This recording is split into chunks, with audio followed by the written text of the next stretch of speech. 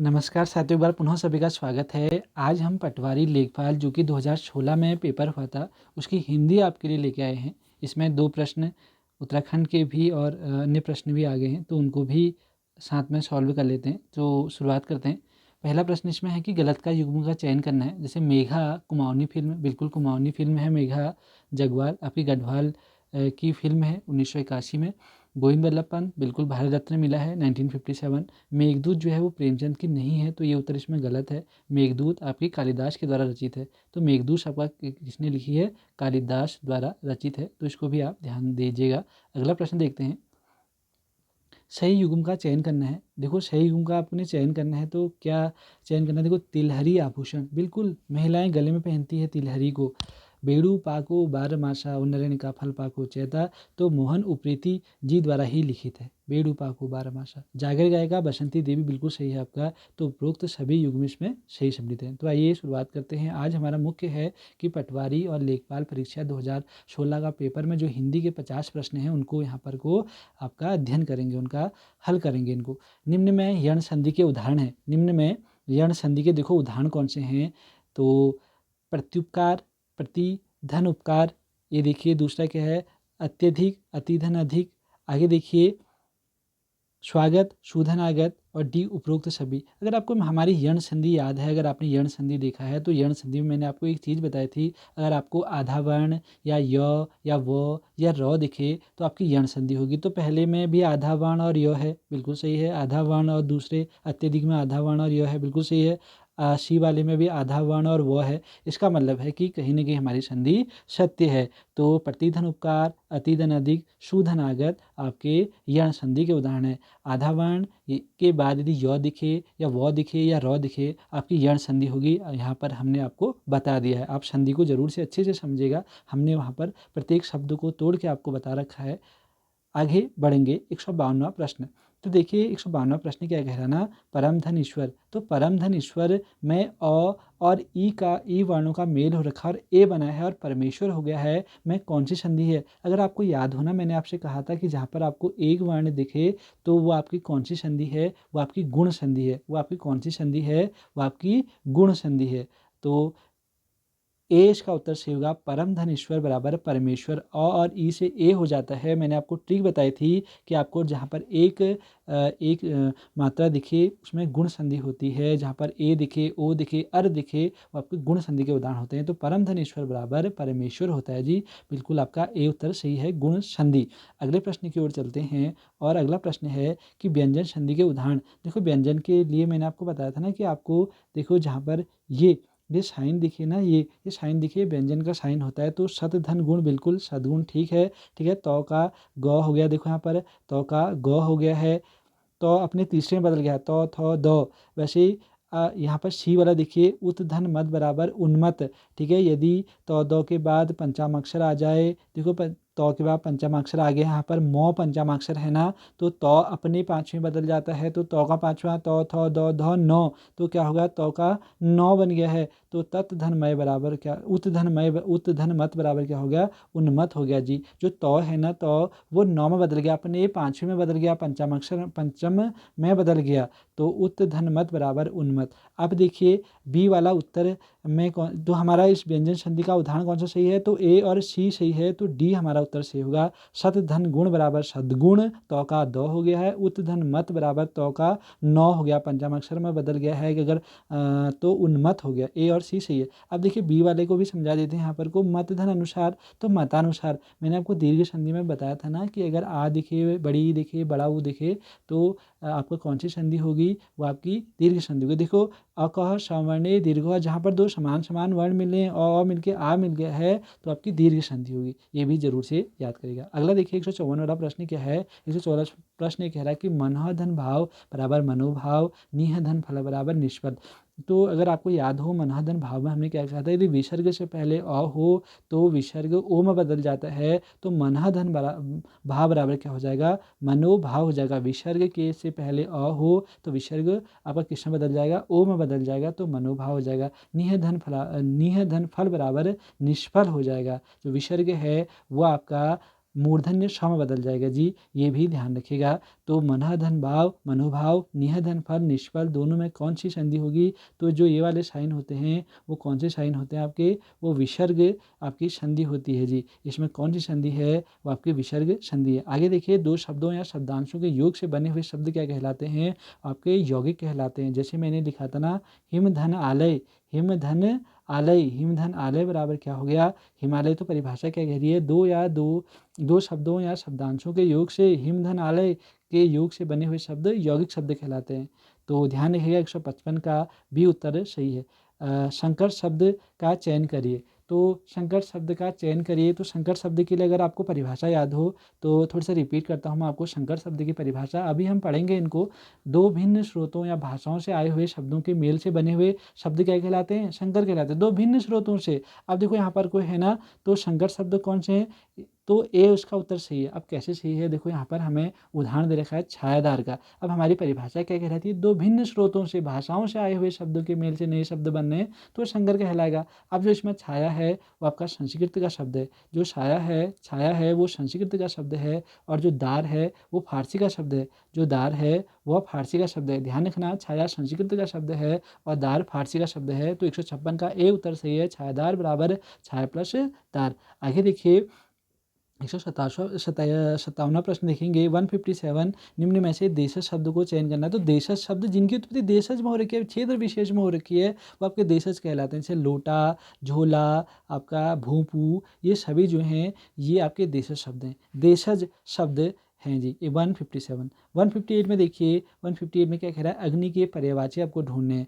तो अग्नि के पर्यायवाची क्या है? देखो, अग्नि के पर्यायवाची आपके अनल भी है, आपका पावक भी है, आपका हुताशन भी है। तो ये सभी आपका उत्तर सही है। आपका डी वाला जो उत्तर है वो सही है। अगर मैं आपको अग्नि के पर्यायवाची शब्द कहूँ ना, जैसे पावक, ज्वाला, अनल, दहन, वैश्वानर, धूम्रकेतु, कृषाणु, आग, ये सब हमारे अग्नि के पर्यायवाची शब्द हैं। आगे देखिए 159, वे शब्द हैं जो किसी व्यक्ति, प्राणी, वस्तु, स्थान, भाव आदि के नाम से प्रयुक्त होते हैं। तो बिल्कुल आप बताइएगा इसका उत्तर। क्या इसका उत्तर होगा 159 का? 159 का आपका उत्तर होगा संज्ञा। संज्ञा वे शब्द हैं जो किसी व्यक्ति, प्राणी, वस्तु, स्थान, भाव आदि के नाम के रूप में प्रयुक्त होते हैं। तो वो क्या कहलाते हैं? वो संज्ञा कहलाते हैं। इसमें बी है ना क्रिया, तो क्रिया क्या कहलाती है? क्रिया किसी कार्य को होने का दर्शाती है, तो वो क्रिया हो रही है। जैसे पढ़ रहा है, पढ़ना एक क्रिया का हो रहा है। वैसे विशेषण क्या हो गया? विशेषण का मतलब संज्ञा, सर्वनाम की विशेषता बतलाने वाले शब्द विशेषण कहलाते हैं। यहाँ पर को हमारा उत्तर संज्ञा होगा। संज्ञा वे शब्द हैं जो किसी व्यक्ति, प्राणी, वस्तु, स्थान, भाव आदि के नाम के रूप में प्रयुक्त होते हैं जी। आगे बढ़िए, 160 प्रश्न देखेंगे कि मैं पूर्व पद अव्यय होता है, समस्त पद भी अव्यय क्रिया विशेषण का काम करता है। जैसे प्रतिदिन, यथाशक्ति, पुनरुक्त शब्दों में समास होने पर भी डॉट डॉट होता है।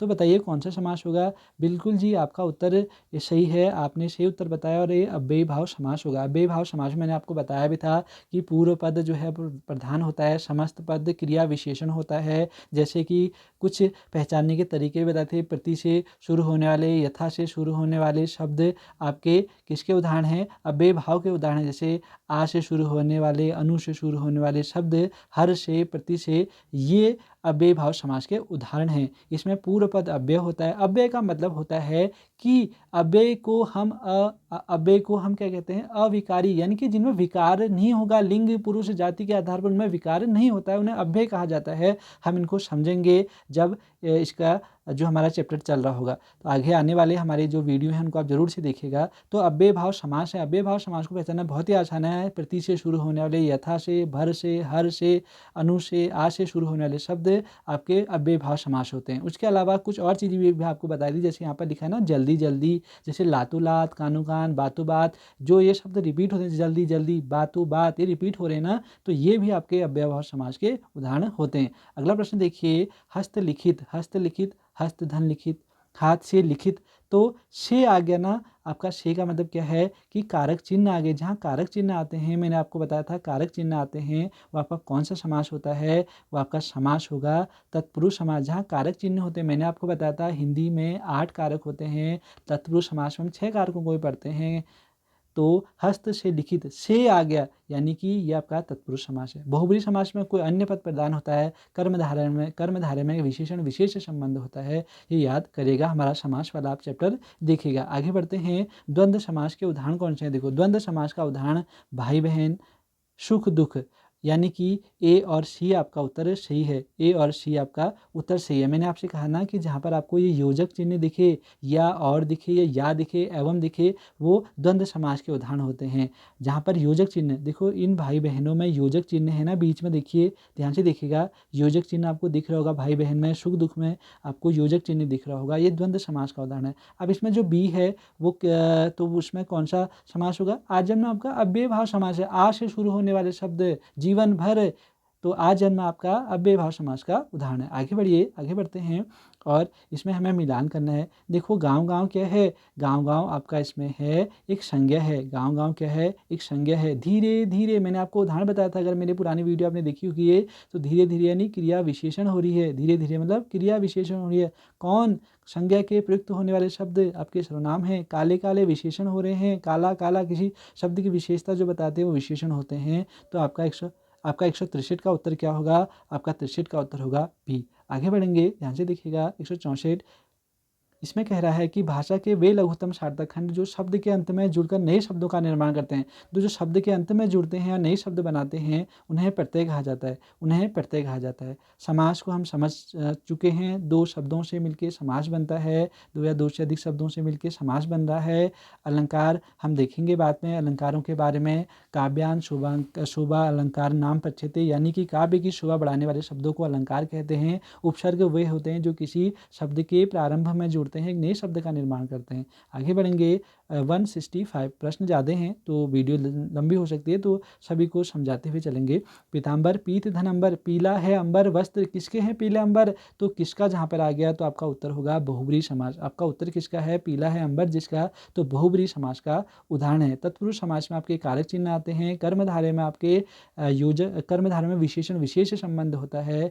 द्विगु समास में क्या होता है? संख्यावाची होता है। प्रथम पद द्विगु समास में प्रथम पद संख्यावाची होता है। आगे बढ़ेंगे और बहुब्रीहि समास में किसी अन्य को इंडिकेट कर रहे होंगे, तो पीला है अंबर जिसका, यानी कि बहुब्रीहि समास का उदाहरण है सी। आगे बढ़िए। महादेव के पर्यायवाची हैं, तो महादेव के पर्यायवाची कौन से हैं? आपके त्रिपुरारी, गौरीपति, पशुपति तो हैं, इसमें नहीं है पूछा है, तो आपका उत्तर होगा पयोधर। आपका उत्तर क्या होगा? पयोधर।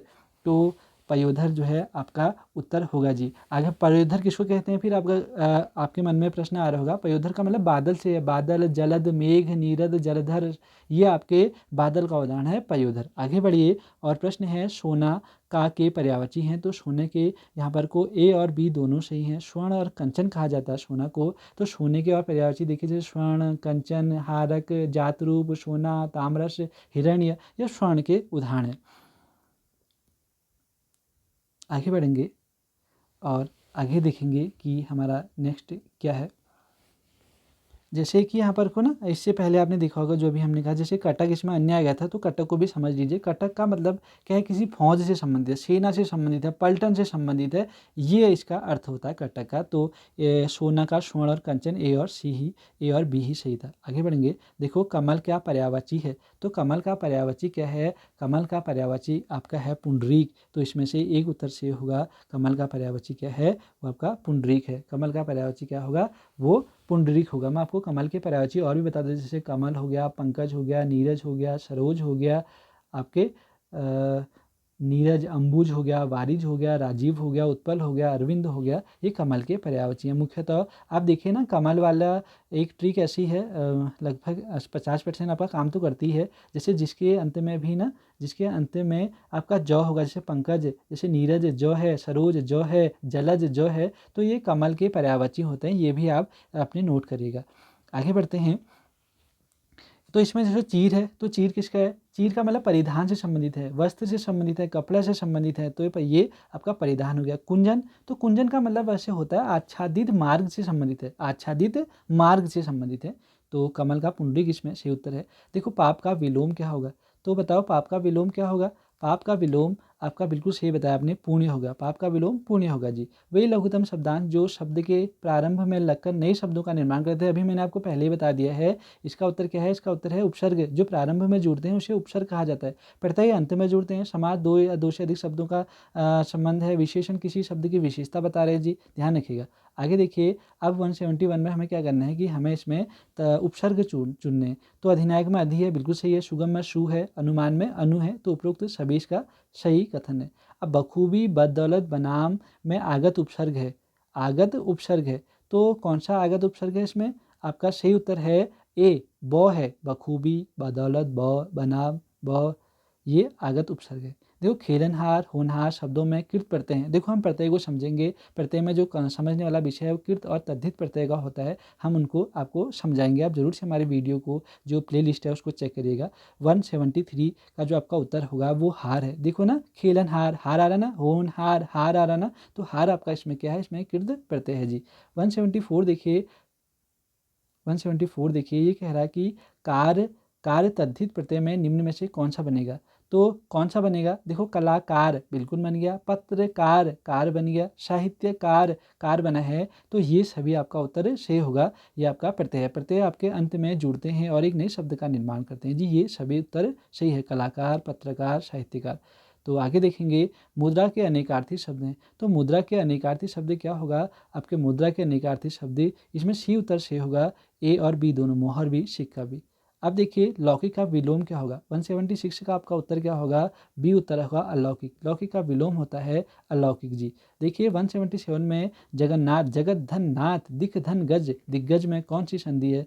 तो मैंने आपको बताया था ना, जहाँ पर आपको ये चिन्ह दिखे, ये किसका चिन्ह दिख रहा है आपको? ये आपको व्यंजन का दिख रहा है। तो आपका उत्तर क्या होगा? आपका सी उत्तर होगा, व्यंजन। देखो, आपका जगत धननाथ, जगत धननाथ, यानी तौ जो है, तौ के आप पंचमाक्षर है, तो तौ भी अपने पाँचवें बदल गया, 9 हो गया। दिक धन गज, अब यहाँ पर क्या है, जो क के बाद ग आ रखा है, तो क भी अपने तीसरे में बदल गया, क ख ग, क ख ग, तो दिक धन गज बराबर दिग्गज हो गया। आप हमारे संधि वाला वीडियो देखिए, आपको ये कॉन्सेप्ट वहाँ से क्लियर हो जाएंगे जी। आगे बढ़ते हैं, गढ़वाली बोली में बल्द का क्या अर्थ है? देखो, गढ़वाली बोली में बल्द को बैल कहते हैं जी। बल्द जो गढ़वाली बोली में बल्द कहा जाता है वो बैल को कहा जाता है। तो हमारा उत्तर क्या होगा? सी, बल्द, बल्द हरेगो, तो बैल हरेगो, तो बल्द का अर्थ है सी। याद के लिए, अब याद आ गई है, खुद आ गई है। जैसे खुदेड़ गीत गाते हैं ना, ये खुदेड़ से संबंधित याद करें, खुदेड़ मायके की याद में गाया जा रहे हैं ना, खुदेड़।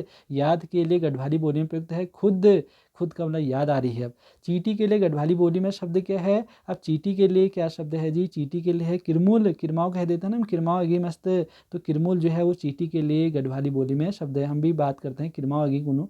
चलो आगे बढ़ते हैं, कुमाऊनी में बेटी को क्या कहा जाता है? तो कुमाऊनी में बेटी को चल कहा जाता है, चल, ठीक है, चल, चल कांगो। वैसे ही चील का मतलब, चील का मतलब लड़की से है, लड़की से, चील का मतलब लड़की से है। बौजू का मतलब, बौजू का मतलब पापा से है, बब। आगे बढ़ते हैं, और ईख को कुमाऊनी में क्या कहा जाता है? ईख को रिक्खू, शीश का उत्तर से है रिक्खू। रिक्खू बड़ा मीठा होता है ना, रिक्खू खाते हैं, गन्ना वाला ईख, तो शीश का उत्तर से है ईख को कुमाऊनी में रिक्खू कहा जाता है जी। रिक्खू कहा जाता है। 183 का देखिए, रक्त को कुमाऊनी में क्या कहते हैं? तो रक्त को कुमाऊनी में लुए कहते हैं जी, लुए, खून अगो, लुए, रक्त का मतलब ए, लुए आना, ठीक है। आगे देखते हैं, सम्मुख के लिए गढ़वाली में शब्द क्या है? सम्मुख, सम्मुख का मतलब सामने में, को हमारे सामने में आ जाओ, सामने, तो सम्मुख का डीश का उत्तर है सामने में। आगे देखेंगे, देखो, कैंचुए को कुमाऊनी में क्या कहा जाता है? तो कैंचुए को कुमाऊनी में क्या कहा जाता है? कैंचुए को कहा जाता है कितौल। कैंचुए को क्या कहा जाता है? आपका कहा जाता है कितौल जी, कितौल, बहुत दिखेंगे आपको कितौल। कैंचुए को कुमाऊनी में कितौल कहा जाता है। अब आगे देखिए, प्रशासनिक शब्द हैं, ये भी आपको अगर आप पटवारी लेखपाल की परीक्षा कर रहे हैं तो इन प्रशासनिक शब्दों को भी अच्छे से समझिएगा। अत्यावधिक प्रशासनिक शब्द का क्या अर्थ है? देखो, अत्यावधिक जो प्रशासनिक शब्द का जो अर्थ है वो आपका है अधिक समय, अधिक समय होता है अत्यावधिक का अर्थ। अब अन्वेषण का मतलब क्या है? अन्वेषण का मतलब होता है आपका, अन्वेषण का मतलब होता है जांच करना, ठीक है, जांच से मतलब है अन्वेषण, जांच होता है। इत्तिला करना, मैंने कहा ना, कोई आ रहा है इत्तिला कर दो, इत्तिला का मतलब उसको सूचना दे दो, शीत, इसका उत्तर सही है। अब देखो 189 में क्या कह रहा है? निम्न में प्रशासनिक शब्द का चयन करने, तो अनुच्छेद भी होता है, अनुक्रमणिका का भी प्रयोग होता है, प्रशासनिक शब्द अनुतोष का भी प्रयोग होता है, तो ये सभी इसका उत्तर सही होगा। 189 का डी सही उत्तर है। देखिए अगला, निम्न में से कौन सा शब्द प्रशासनिक नहीं है? तो व्यवस्थापक होता है, शताब्दी होता है, इसमें सी नहीं होता है, समय मान जो है वो प्रशासनिक नहीं है जी। आगे देखिए 191, मैं बार बार कहता हूँ, काव्य शोभा करान धर्मान अलंकाराना पश्यते, अर्थात काव्य की शोभा बढ़ाने वाले धर्मों को क्या कहते हैं? अलंकार कह देते हैं। क्या कहते हैं? अलंकार कहते हैं जी। तो ध्यान से देखिएगा, 20 का उत्तर है काव्य शोभा करान धर्मान अलंकारान पश्यते, अर्थात काव्य की शोभा बढ़ाने वाले धर्मों को अलंकार कहते हैं जी। अब देखिए, हम भी हाथ धोते हैं, बहती गंगा में हाथ धोना, तो बहती गंगा में हाथ हम क्या धोंगे, हमें क्या फल मिलेगा? तो हमें जो फल मिलेगा वो मिलेगा अवसर का फ़ायदा उठाना। बहती गंगा में हाथ धोने का मतलब होता है कि अवसर का फ़ायदा उठाना। आगे बढ़ते हैं, और मुर्गा बाग न देगा तो क्या सुबह न होगी? अगर हमारे घर में मुर्गा नहीं होगा क्या हम नहीं उठेंगे? तो इसका मतलब क्या होगा? 193 का ए होगा, किसी एक व्यक्ति के न रहने से काम नहीं रुकता जी। किसी एक व्यक्ति के न रहने से काम नहीं रुकता, यानी मुर्गा बाग न देगा तो क्या सुबह न होगी? आगे बढ़ेंगे, अब हींग लगे न फिटकरी रंग चोखा भी आवे। हींग लगे न फिटकरी रंग चोखा ही आवे, लोकोक्ति का अर्थ क्या होगा? तो आपका उत्तर क्या होगा? आपका उत्तर होगा डी, यानी कि बिना खर्च किए ही काम अच्छा होना। हींग लगे न फिटकरी रंग चोखा ही आवे, बिना खर्च किए हुए काम अच्छा चाहना। तो डी इसका उत्तर सही है। 195 देखिए, जहाँ एक शब्द के साथ एक से अधिक अर्थ चिपके होते हैं, वहाँ क्या होता है? तो आपका उत्तर क्या होगा? आपका उत्तर होगा जी सी। आपका उत्तर क्या होगा? सी, श्लेष अलंकार। श्लेष अलंकार को आपको पता होगा कि जहाँ एक शब्द में कई अर्थ चिपके होते हैं। जैसे एक उदाहरण मैं आपको बताता हूँ, आप सुनिएगा। रहमन पानी राखिए, बिन पानी सब शून, पानी गए न उबरे, मोती मानस चून। तो जो पानी के लिए देखो, मोती से चमक से अर्थ है, मानुष यानी उस पानी से प्रतिष्ठा कह रहा है, और चून उस पानी का जो अर्थ है वो जल से संबंधित है, यानी एक ही में बहुत सारे अर्थ चिपके हैं, तो वो श्लेष अलंकार होता है। आगे देखिए, बीती विभावरी जागरी, अंबर पनघट में डुबो रही, तारा घट उषा नागरी। तो बताइए कि इसमें आपका कौन सा अलंकार होगा? इसमें कौन सा अलंकार होगा बताइए? बीती विभावरी जागरी, अंबर पनघट में डुबो रही, तारा घट उषा नागरी। पहले तो मैं आपको बता दूं, जो लाइनें हैं जयशंकर प्रसाद जी की लाइनें हैं, इसमें आपका अलंकार है। इसमें आपका अलंकार कौन सा है जी? ध्यान से देखिएगा, इसमें आपका रूपक अलंकार है। इसमें आपका कौन सा अलंकार है? रूपक अलंकार है जी। देखो कैसे रूपक अलंकार है, क्योंकि यहाँ पर को अंबर पनघट, तारा घट, उषा नागरी जो है वो को उपमेय उपमान माना गया है। उपमेय उपमान माना गया है। अगर आपको याद हो, उपमेय उपमान का मतलब क्या था? हमने बताया था उपमेय जिसके लिए, और उपमान का जिसके द्वारा। उपमान का मतलब क्या? जिसके द्वारा जो है वो उपमा दी जा रही हो, तो वहाँ कौन सा अलंकार होता है? वहाँ रूपक अलंकार होता है। हम जब अलंकार की वीडियो हमारी अपलोड होगी प्लेलिस्ट में, जरूर से चेक करेगा, बहुत अच्छे से आपको ये अलंकार समझ में आएंगे। तो 20 का उत्तर है रूपक अलंकार जी। आगे बढ़ते हैं, इसमें हमारा रूपक अलंकार था। आगे देखेंगे 197, बस खत्म होने वाली है। अशुद्ध शब्द का चयन करिए। हमने वर्तनी विशेष का जो हमारा वीडियो लेक्चर है उसमें इन प्रश्नों को समावेशित कर दिया है। 4 प्रश्न पूछेंगे, बहुत बड़ी बात होती है एक ही पेपर में आपका वर्तनी से इतने प्रश्न पूछे जाने हैं। तो कोई भी पार्ट को आप हल्के में ना लीजिएगा, अध्ययन जरूर से करेगा। हर चैप्टर का, हर किसी का एक अपना महत्व होता है जी। तो अशुद्ध शब्द का यहाँ पर चयन करना है। तो इसमें निश्चितता, विच्छिन्न, कर्मधारय, तीव्र में कौन सा अशुद्ध है? तो इसमें बी आपका अशुद्ध है। बाकी निश्चितता, कर्मधारय, तीव्र ऐसे ही लिखा जाता है। शुद्ध शब्द का चयन करना है। देखो, शुद्ध प्रदर्शनी गलत लिखा है जी। सामर्थ्य, देखो बी वाले को सामर्थ्य पढ़ेंगे, और सी वाला जो है इसमें सही है। सा म पहले र फिर आधा थ य, सामर्थ्य सही है। तो सी वाला शुद्ध है, बाकी ए और बी दोनों आपके अशुद्ध हैं। आगे देखिए 199, निम्न में कौन सा शब्द शुद्ध है? तो कौन सा शब्द शुद्ध है? आपका ए है उत्तरदायी। उत्तरदायी, बाकी बी भी गलत है, सी भी गलत है, और डी भी गलत है। उत्तरदायी जो है ऐसे लिखा जाता है बच्चों, जो य में बड़ी की मात्रा आती है। अब 200 देखिए, जो लास्ट प्रश्न है, अशुद्ध वर्तनी को हमें चुनना है। तो अशुद्ध वर्तनी इसमें से कौन सा है? अभिषेक, बिल्कुल गलत लिखा है अभिषेक। अयोध्या, अयोध्या होता है जी। टिप्पणी, बिल्कुल गलत लिखा है, अड़ेनी होता है। तो सी भी गलत है, यानी कि ये जो हैं वो सभी गलत हैं। ये भी गलत है, ये भी गलत है, और ये भी गलत है। तो आशा करता हूँ कि ये हिंदी के जो प्रश्न हैं आपने देखे होंगे जो पटवारी लेखपाल में इस प्रकार के 50 नंबर की हिंदी पूछी गई थी पिछली बार। इस बार 100 नंबर का आपका पेपर होगा जैसे कि उसमें लिखा था। तो 50 में से कम 20 प्रश्न तो हिंदी के पूछे ही पूछे जाएंगे और आपको हर चैप्टर पढ़ना है। हर चैप्टर की अपना एक महत्व है। हिंदी अच्छे से समझनी है आपको। हमारी वीडियो श्रृंखला हिंदी की हमने लगभग अपलोड हम करते जा रहे हैं। आप ज़रूर से हमारे प्लेलिस्ट को चेक करेगा हमारे चैनल में।